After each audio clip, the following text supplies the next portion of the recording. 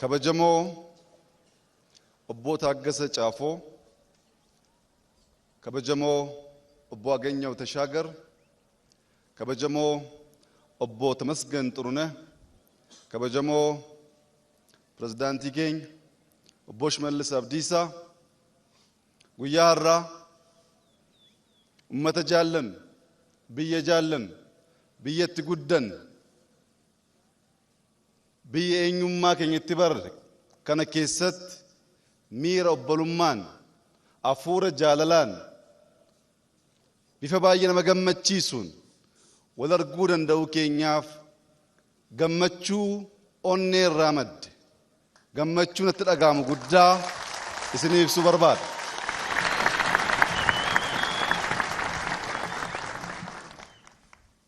Biyya ofii, saba ofii, ummata beekan, aadaa beekan, fuula beekan arguun onnee namatti tora. Dhufaatiin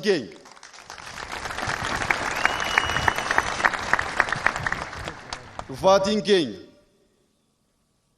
isin yaaduu irraa onneef humna jaala keessan keessaa argannuuf isin agarree deebinee mul'ata qabanne kana, biyya kana tokkummaa ishee eeguu, nagaa ishee, badhaadhina ishee, beekamtii ishee deebisuuf tattaaffii godhamuuf Naqamteef Wallaggaa daawwachuun hafuura keessan kana, jaalala keessan kana argachuun baay'ee murteessaa waan ta'eef dhimma ofiitiif dhufnee akka aadaa keessanii nu kabajjanii, nu simattanii jaalalaaf miira obbolummaa nutti agarsiisuu keessaniif kabaja guddaa ummata Wallaggaa guutuuf qabnu ganama kana isiniif ibsuu barbaada.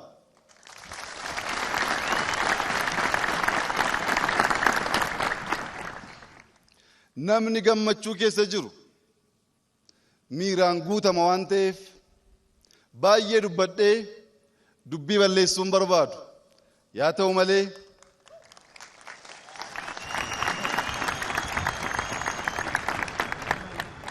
ta'u malee gabaabseen dubbii ijoo waan sadi irratti xiyyeeffate ergaa koo itti yaadee itti kadhadhee ummata kootti himuu barbaaduun ganama kana isinii qooduu barbaada. Tokkoffaan waa'ee nageenyaati. Waa'ee nageenyaa ummata Wallaggaatti akkamitti himuu dandeessaa? Biyyi kun biyya luba Guddina Tumsaa, luba Gidaadaa, Asteer, namoonni baay'ee hafuura nagaaf jaalalaa biyyatti lallaban, biyyatti labsan, nagaa, jaalala, tokkummaa dhagaa guddanne deebitee nutti himuuf maadha maataa namoonni jettan woo jiraattan isinitti himuuf miti, isin yaadachiisuuf. Isin hin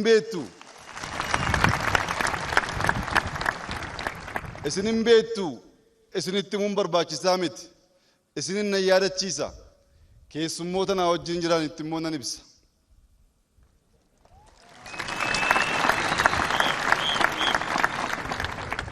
Ummanni keenya jaarraa tokko oliif eenyummaan isaa sarbamee afaan isaatiin gargaaramuu akka hin dandeenye godhamee abbaan biyyummaa isaa, abbaan lafummaa isaa sarbamee biyya isaatti akka sanyii lammaffaa ilaalamuuf rakkatee biyya kana dhiisee baqachuuf sadarkaa hin dandeenyetti biyya isaa keessatti hidhamaa ta'ee jaarraa tokko oliif jiraateera. Bara akkasii qabsaa'uun, aarsaa kaffaluun, sirna diddaa garbummaaf waan kaffalamu hunda gochuun barbaachisaadha. Eenyummaa isaa dhabee, afaan isaa dhabee, biyya isaa dhabee, nagaan jiraachuu danda'a. Har'a garuu ummanni Wallaggaa guutuu baruu kan qabu Oromoon bilisoomeera.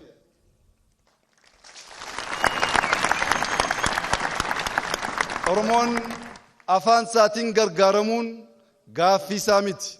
Gaaffiin isaa inni haaraa afaan kun afaan teknoolojii haa ta'u, afaan misoomaa haa ta'u, afaan addunyaa irratti beekamu haa ta'uudha malee afaan kootiin gargaaramuu gaaffii jedhu bira dabarree jirra.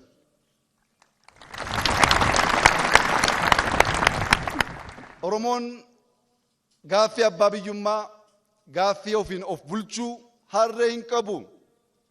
Aarsaa qaalii kaffalee, ijoollee kichuu kaffalee, didee dhiiga isaaf lafee isaatiin abbaa biyyummaa isaa ofiin of bulchuu isaa dhugoomsee jira.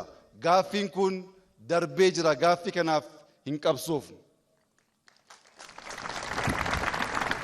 Haa ta'u malee ofiin of bulchuun qofti gahaa hin ta'u. Misoomuu qabna, jijjiiramuu qabna. Ijoolleen keenya lafa keenya gurguruun qabani. Hattummaa mabalachuu hin qabu. Waaqa isaanii sodaachuu, ummata isaanii kabajuu, tajaajila haqaa kennuu qabu. Gaaffii jedhu immoo har'as qabna. Kanaaf garuu du'uun nun barbaachisu.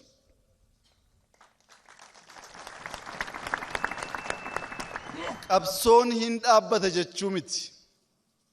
Qabsoon kaleessaa karaa nagaatiin yaada haaraa burqisiisanii mari'achuu dorgomuun hin danda'amu waan tureef aarsaa qaalii kaffalleerra.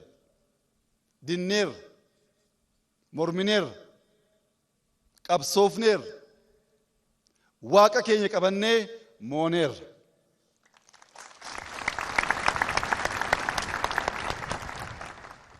Kan moo'ee injifannoo tikfachuuf qabsaa malee akka haaraa injifannoo haaraatiif hin qabsaa'u.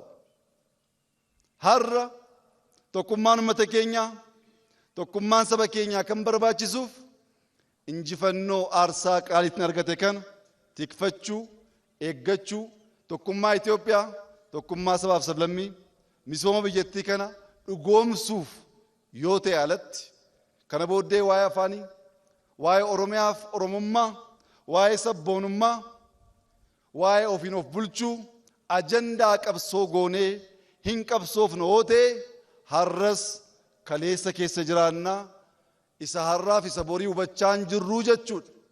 Kun immoo dubattafummaadha.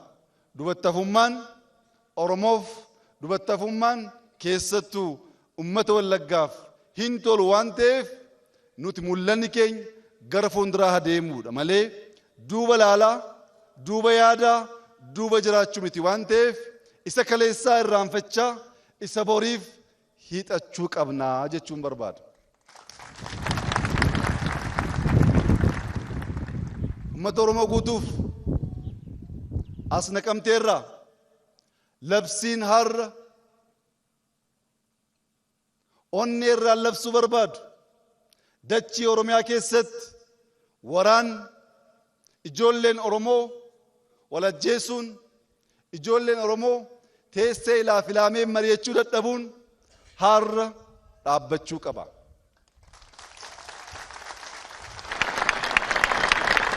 Yaa sabaa, diinaan gowwomuun, ajandaa diinaatiin wal qooduun nu haa ga'u.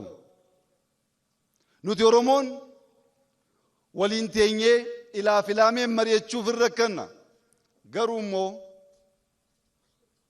diina Oromoo wajjin mari'achuuf, diina Oromoo wajjin tarsiimoo baasuuf, diina Oromoo wajjin tooftaa garaagaraa fayyadamuuf hin rakkannu. Oromummaan akkasii eessaa ba'e? Aadaan keenya, eenyummaan keenya kan ibsu taa'uu, mari'achuu, wal dhaggeeffachuu, waan waliin murteessan sana qabatanii hojiitti jijjiiruu yoo ta'e alatti waliin dubbachuu dadhabnee diinaan mari'achuun qaanii guddaa waan ta'eef seenaa irraa barannee, isa kaleessaa irraa barannee ummata keenyaaf nagaa fiduu akka dandeenyuuf waraanni nu haa ga'u, wal nyaachuun nu haa ga'u, wal ajjeesuun nu haa ga'u, harka ol qabannee biyya keenya misoomsuuf waliin akka dhaabannuuf maqaa uummata Wallaggaa maqaa saba Oromoo guutuutiin labsiif gaaffii koo magaalaa Naqamtee irraa isinii ibsuun barbaada. Nagaan bu'uura waan hundaati. Namni keessoon isaa nagaa ta'e, namni ollaan isaa nagaa ta'e, namni biyyi isaa nagaa ta'e akka har'aa kanatti miira jaalalaaf obbolummaan hafuura nagaatiin wal argee gammadee waliin nyaatee gargar ba'uu danda'a.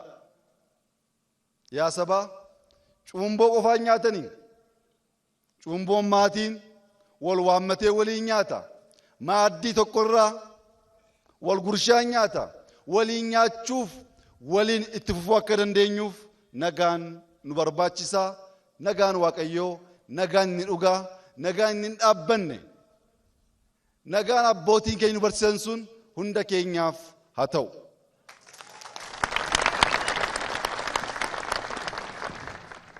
Ergaan koo inni lammaffaa tokkummaadha. Oromoon jaarraa tokko oliif maaliif garboome?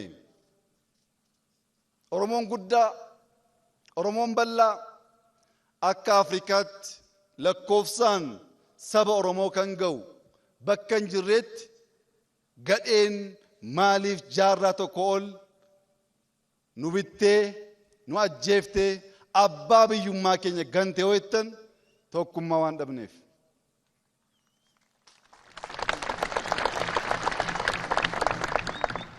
Tokkummaan kun akkamitti dhibe? Ka'umsa Oromoo sirna gadaa ijaarratee hojii qooddatee waliin adeemaa ture sun tokkummaa qaba. Gaafa dachiin ballachaa deemu, gaafa qabeenyi ballachaa deemu, hunduu bakka bakkatti ganda deemetti mootii ta'uu gaafa barbaadu tokkummaan mariin inni jalqabaa sun qallachaa booddees wal ganaa gaafa deemu diinaaf saaxilame.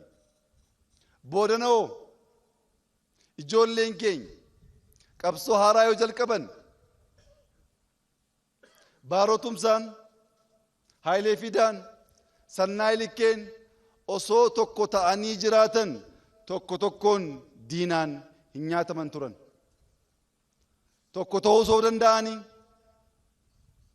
ilaafilaameen mari'atanii mul'ata isaanii tolfatanii ummata isaanii qabatanii hundaa ol immoo waaqa isaanii ganuu osoo hin taane sodaatanii osoo waliin dhaabbannee jiran waggaa 50 qabsoon Oromoo kun duubatti deebi'aa hin turu ture sila. Tokkummaan nu barbaachisa gaafa jennu humna guddaa waan taaneef waraanuufis misoomsuufis of tiksuufis yaada garaagaraa burqisiisuufis tokkummaan nu barbaachisa. Tokkummaa jechuun waan hundaan afaan tokko dubbachuu jechuu miti. Oromoon sirna dimokiraatawaa addunyaaf kan barsiise sirna dimokiraatawaa kan beeku waan ta'eef Oromoo bal'aa dhiisaati maatii keenya keessatti yaanni garaagaraa ka'uu danda'a. Yaanni sun garuu ilaafilaameen mari'achuu alatti yaada mo'otaa adda baasanii qabachuu alatti walajjeesuuf ooluu hin qabu. Tokkummaan Oromoo yeroo kamiyyuu caalaa barbaachisaadha.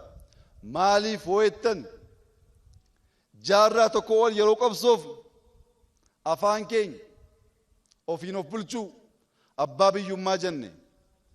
Amma garuu dubbiin badee jennaan hidda keenyatu cita. Diinni waan gochuu dandeenyu baree jira. Oromoon gaafa ka'u maal gochuu akka danda'u diinni baree jira. Yaa sabaa gaabbii dhalootaaf darbu gaabbiif miidhama ijoollee keenyatti darbu fiduun keenya duratti dhaabbannee tasgabboofnee si'annee mari'annee tokkummaa keenya eeggachuu qabna.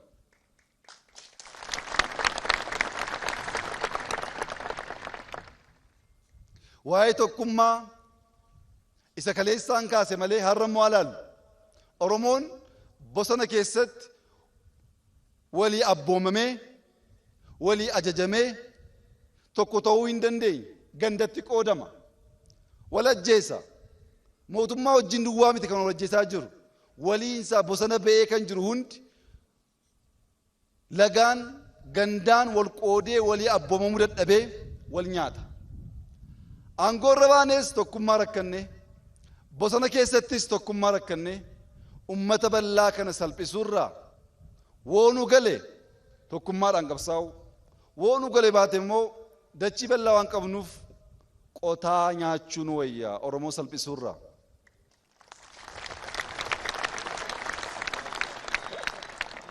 Salphinatti adeemurraa dhaabbatanii yaaduun baay'ee barbaachisaadha. Namni yaadus guutuu yaaduu hin danda'u. Kan hunda beeku, kan hunda danda'u, yaada qulqulluu kan namaa kennu inni kaleessa beektan sun Waaqayyoon hafuura nagaaf jaalalaa, hafuura tokkummaa akka nu deebisu akka isinii kennu hawwiif kadhannaa koo ta'a.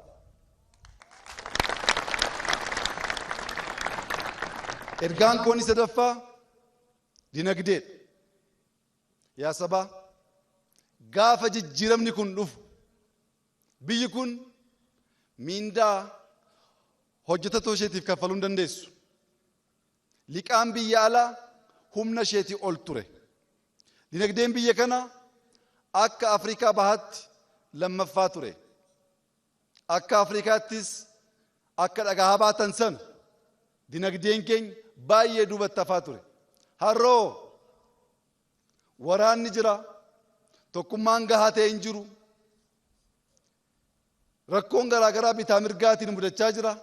Achi keessa taane garuu Afrikaa keessatti ikonomii woo xiqqaate Afrikaa bahaa keessatti tokkoffaa ta'e ikonomii dachaa tokko ol guddate ikonomii qonna jijjiiraa jiru ikonomii magaala jijjiiraa jiru ikonomii ijoollee keenya sabiyyummaa irraa kaasee barsiifachaa jiru ijaaraa jirra.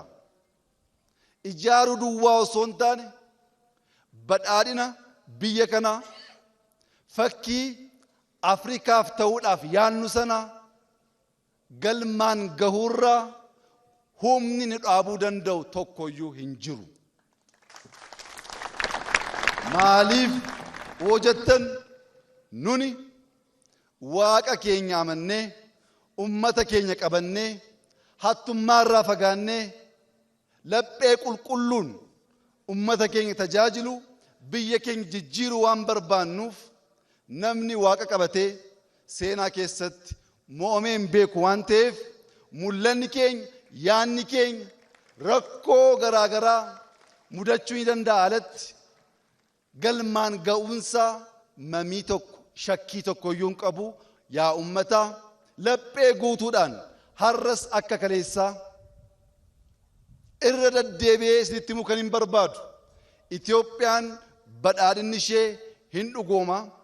Itoophiyaan tokkummaan ishee hin eegama. Itoophiyaan akka Afrikaatti biyya kabajamtu, biyya sodaatamtu ni taati. Kun akka hin taaneef xiqqaaf guddaan bitamee yaalii garaagaraa gochuu hin danda'a.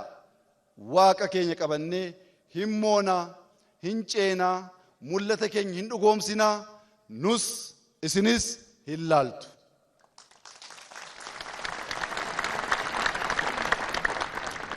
Har'a Naqamteerraa labsiin ani labsuu barbaadu yaadnaan uummata kootiif qooduu barbaadu ummanni Itoophiyaa guutuu kan hubachuu qabu. Tokkummaan Oromoo hin eegamu yoo ta'e tokkummaan Itoophiyaa eegamuu hin danda'u. Oromoon nagaa hin qabu yoo ta'e Itoophiyaan nagaa argachuu hin dandeessu. Oromoon hin misoomu yoo ta'e Itoophiyaan misoomuu hin dandeessu. Oromoon hangafa of jijjiiretu biyya jijjiira. Labsiin koonni har'a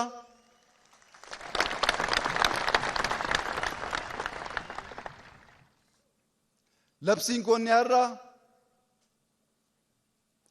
nagaa dhumaatiin qabne nagaa ummataaf waaqaan waliigaltee qabu nagaan misooma keenyaaf tokkummaa keenya dagaagsuu danda'u har'a Wallaggaa irraa Itoophiyaa guutuuf akka ta'u hawwii koo yaada koo Naqamtee irraa ummata Itoophiyaa guutuuf ibsuun barbaada.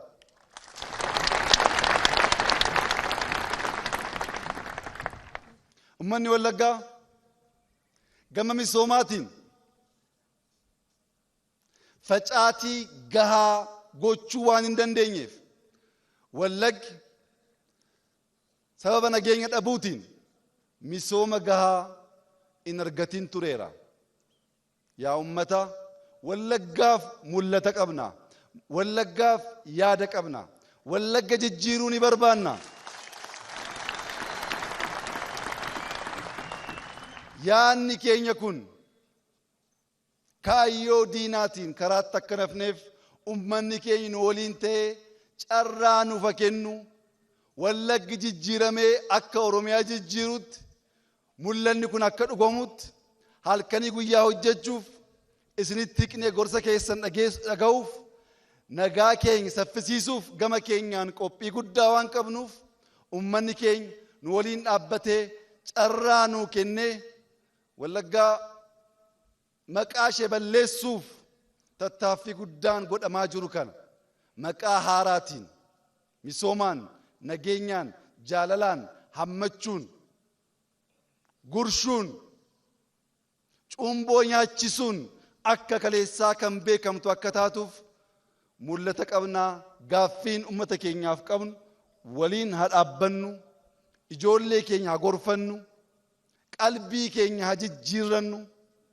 waaqa keenya haa sodaannu seennaaf tasgabbiidhaan dubbii haa ilaallu miirri nu balleessaa wal qooduu nu balleessaa wal hubachuu dhabuun boriftaan gaaffii keessa nu keessaa gaaffii keessa galuu keenya duratti waa gochuu keenya duratti yaanni keenya sun qulqulluu ta'ee kan ummata fayyadu ta'uusaa baruuf waaqa keenya amantaa keenyaan osoo gaafanne innuu laphee keenyatti nu ibsuu danda'a. Kanaaf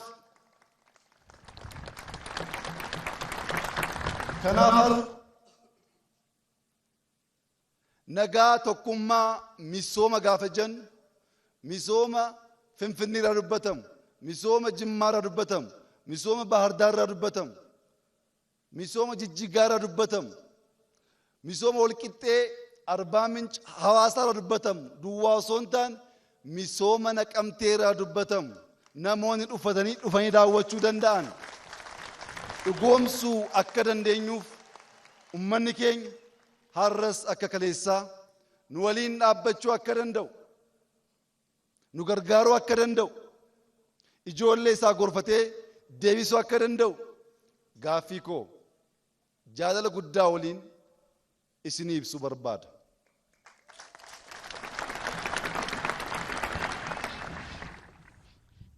Guyyaa har'aa gammachuu guddaatu natti dhaga'amee jira. Biyyatti hin deebi'ee sabatti hin deebi'ee miiraaf hafuuran beeku.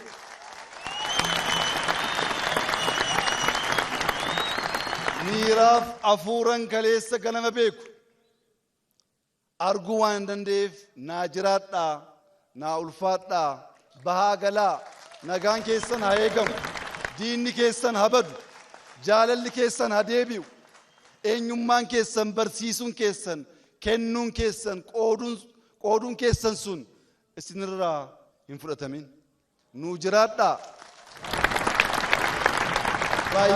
Baay'isnee isin jaallannaa, deddeebinee isin laaluu barbaannaa. Kanaa ol Naqamtee keessa miilaan deemuudhaan misooma laaluu barbaannaa. Ammi guyyaan sun